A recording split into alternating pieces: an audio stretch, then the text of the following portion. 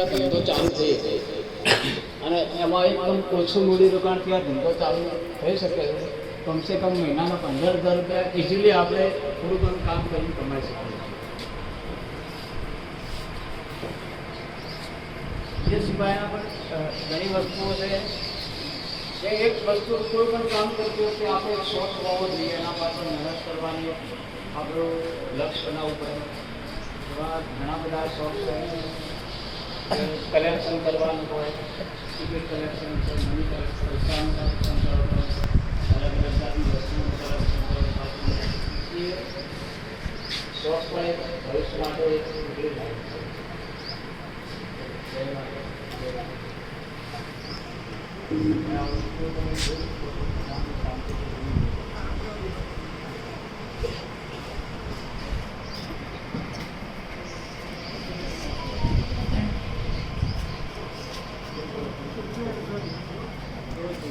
બતાવો